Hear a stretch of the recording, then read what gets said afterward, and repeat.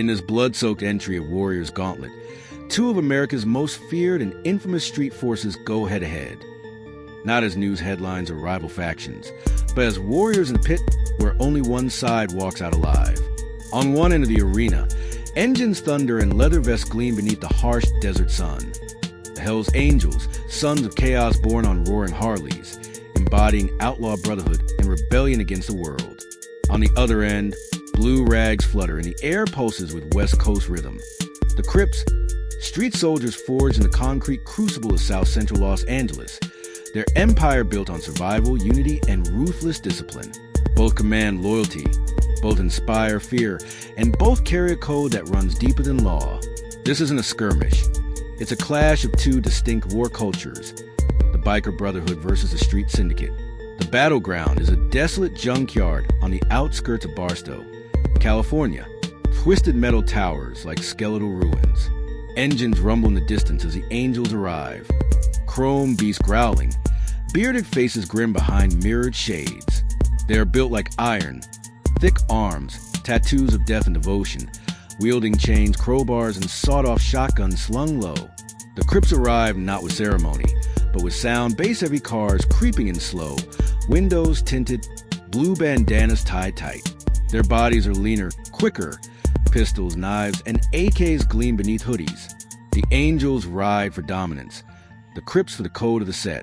Both understand the language of respect and death. As the dust settles, the gauntlet begins.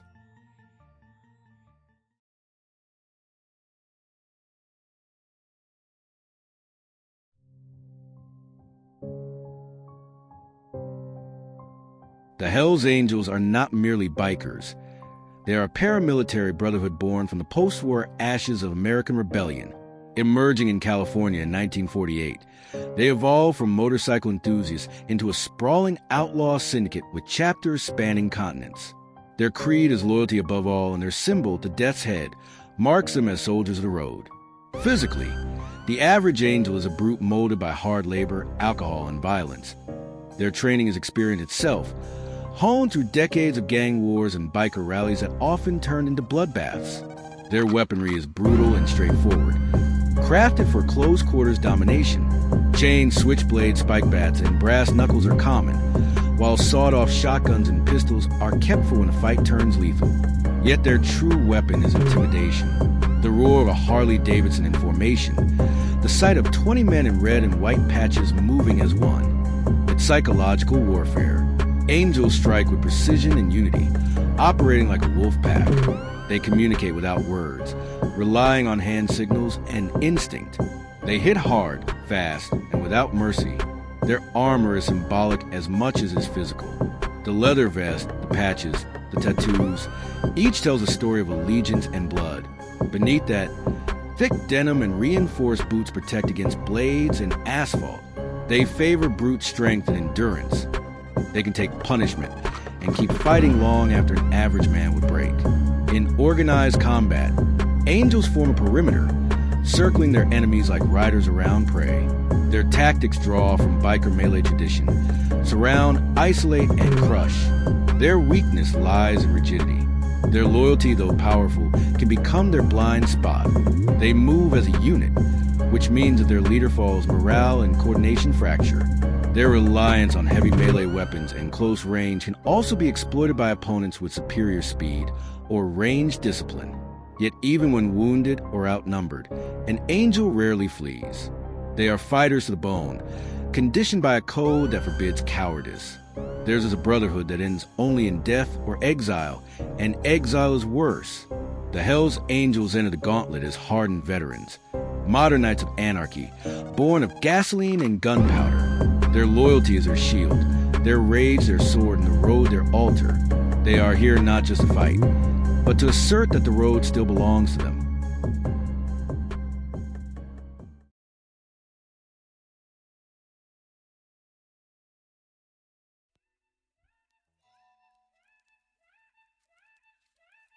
The Crips were born not from rebellion against boredom, but from survival in the urban crucible of Los Angeles. In the late 1960s, amidst social upheaval, police brutality, and racial tension, young men in blue united under one banner, to protect their neighborhoods. What began as defense evolved into a vast network of street sets, a decentralized army of thousands stretching from Compton to New York and beyond the borders of the United States. The Crips are not one gang, but many, each a branch of a greater organism linked by color, code, and culture.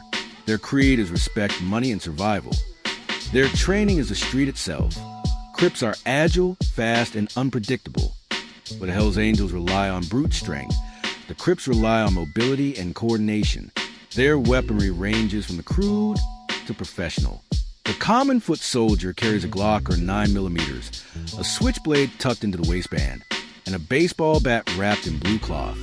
Higher-ranking enforcers may wield Tech 9s, AK-47s, or shotguns sawn down for concealment.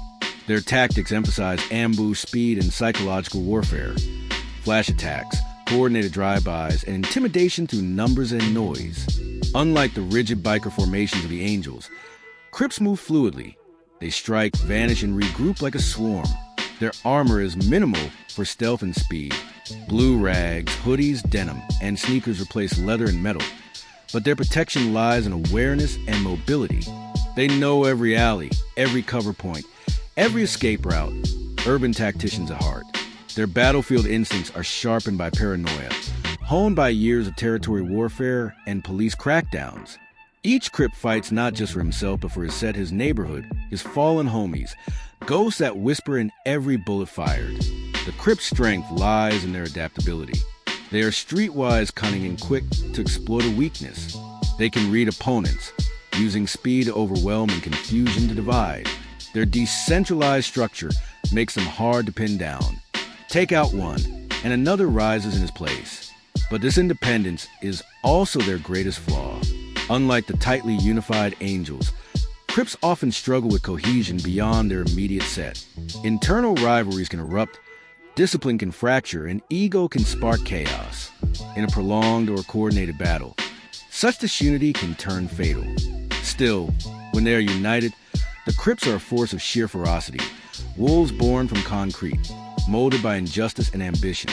They fight with the desperation of men who have known hunger and the rage of those who have buried too many brothers. In the Gauntlet, they come not as outlaws of the road, but as soldiers of the street, bearing the flag of blue and the creed of survival.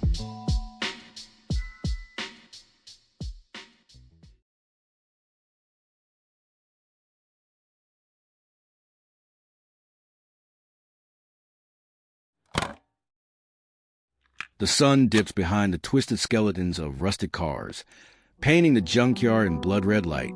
A low hum fills the air, the deep, growling bass of Harleys idling in formation. Across the field of metal, blue bandanas ripple in the wind. The Angels sit astride their bikes like armored beasts. The Crips crouch in the shadows, pistols drawn, eyes scanning.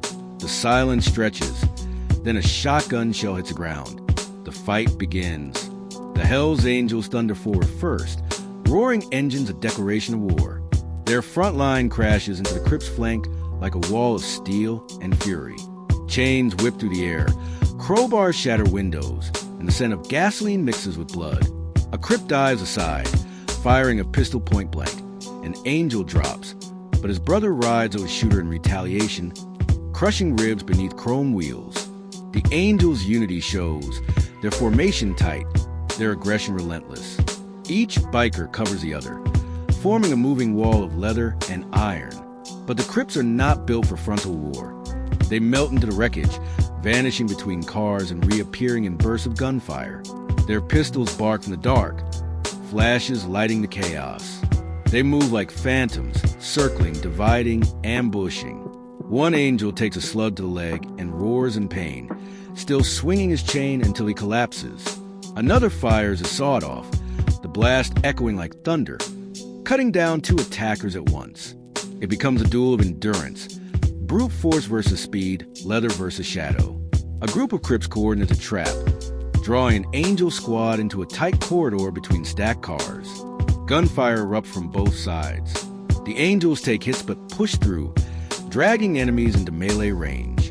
A Crip stabs an Angel through the vest, only to be headbutted into the hood of a car. The Angel swings his chain again and again until both fall still. Elsewhere, a Crip lieutenant, quick, calm, deadly, leads his men in suppressive fire, taking down bikes one by one, shooting engines, disabling movement. Soon, the battlefield is filled with twisted chrome and dying engines. The tide turns as the Angels, fewer now but furious, form a last stand near their wrecked bikes. They create a semicircle, shotguns and bats ready, daring the Crips to come close.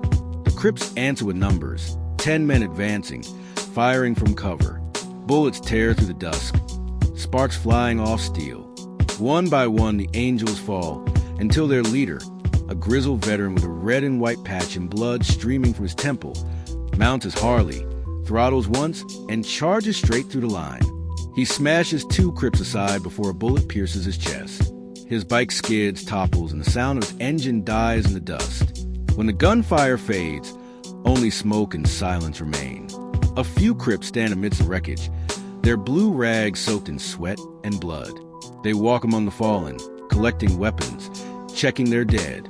The Angels lie where they fell, hands still gripping chains and bars, defiant even in death. The Crips, breathing hard, gather near the exit, victorious but hollow. The price was high, and their victory feels less like triumph and more like survival. The blue flag rises over the junkyard, fluttering against the desert wind. The Crips have won.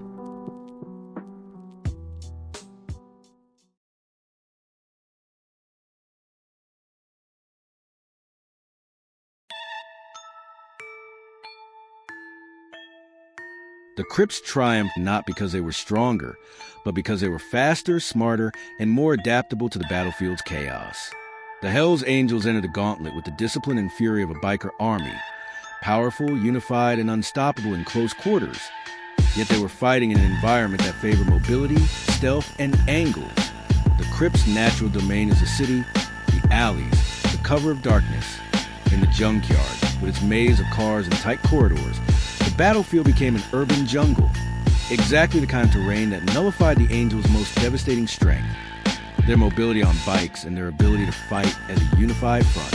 The Angels fought like shock troops, relying on intimidation, power, and momentum, but their cohesion, their pride in fighting shoulder to shoulder, became a liability when the Crips dissolved into the shadows. The Crips fragmented the Angels' formation, drawing them into pockets where numbers and close-range firepower could dominate. They turned the terrain into a trap, moving with the patience of predators who had spent their lives surviving under pressure. Every car became a barricade, every engine block a shield.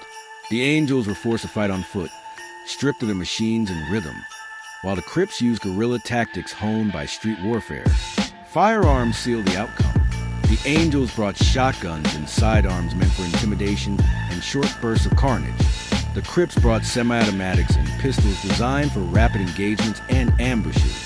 They could fire, relocate, and fire again before the Angels closed distance.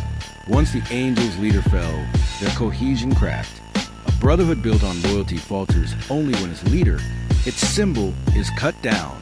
The Crips, by contrast, operated as a network, each soldier capable of fighting independently. When one set fell, another filled the void. Psychologically, the Crips entered the fight with hunger. They have always fought from the bottom, used to facing larger enemies and heavier odds. The police, rival sets, or the world itself. That desperation translates into a kind of fearless efficiency. The Angels, though ferocious, carried the weight of pride. They fought to prove dominance. The Crips fought to survive. In the end, survival always outlasts pride. As the sun rose over the wreckage, it illuminated the aftermath of 2 Americas colliding. The open road versus the concrete jungle. The rebel versus the survivor. The Hells Angels died as warriors of fading brotherhood. The Crips stood as victors forged in the chaos of modern warfare. In the Gauntlet's cold arithmetic, adaptability beat tradition, and speed outlasted strength. The Crips may not have left the battlefield unscarred, but they left it standing. And in Warrior's Gauntlet, standing is all that matters.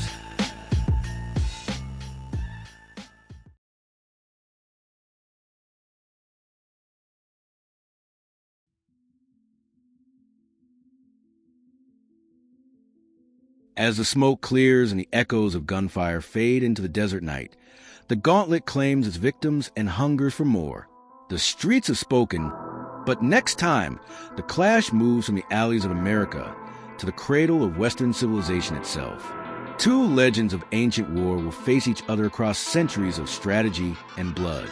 One is the embodiment of defiance, the Spartan king who stood against an empire with only 300 men. The other is the master of conquest, the Macedonian who tamed the world before his 30th year. Shields will splinter, empires will tremble, and glory will demand its price. Next time on Warriors Gauntlet, King Leonidas versus Alexander the Great, Spartan grit meets Macedonian genius.